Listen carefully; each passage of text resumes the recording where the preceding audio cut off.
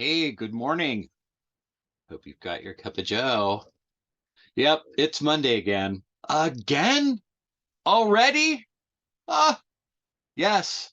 And hopefully you've taken some time to have your own Monday morning cup of joe and prepare for the week.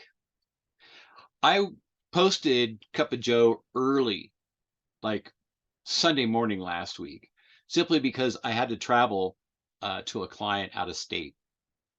And I wanted to share something with you. We were talking about organizational culture, and organizational culture is a big buzzword, and it has been for the past, I would say, probably since the beginning of the pandemic. It really heightened.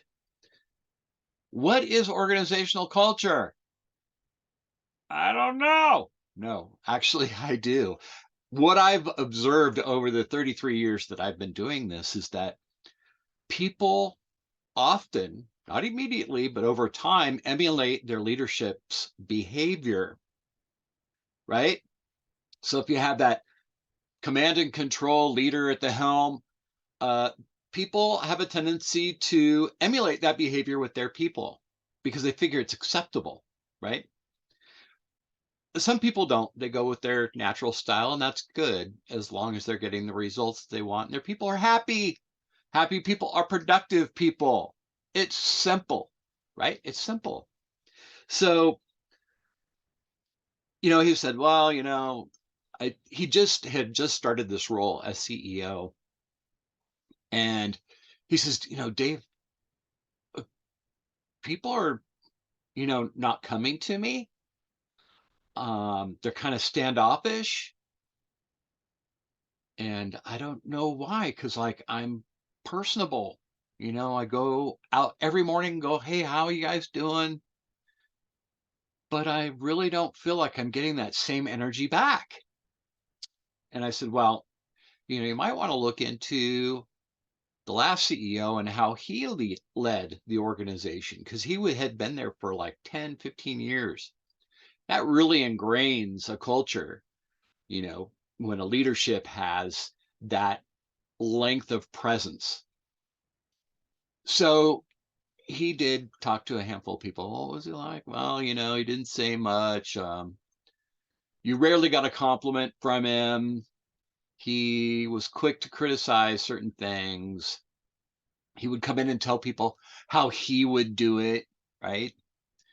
And especially after they already had a plan of how they wanted to roll things out or, execute their responsibilities.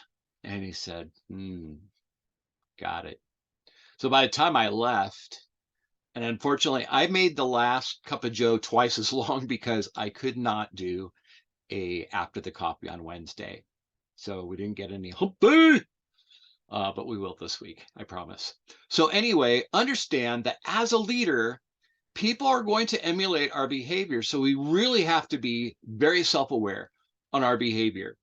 We want to make sure that we are to our people what we want them to be to their people. And think about, okay, what gets results? And I don't mean the beatings will continue until morale improves, right? That gives you results, but only for a short period of time. And what happens? Your good people leave the organization, you're left with the B team, and you're spending all your time trying to bring them up. It's not a good scenario. So, long term, or as Simon would say, the infinite game, we want to emulate the best possible positive leadership, be accepting and caring and supportive, and be that coach that you can be.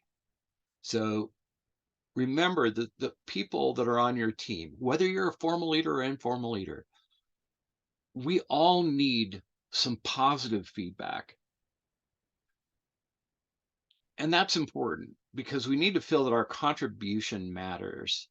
And so, as that leader and a coach, take the time out to let people know where they're doing well and let them know that you'll be there to help them grow themselves in the areas where they may need to improve.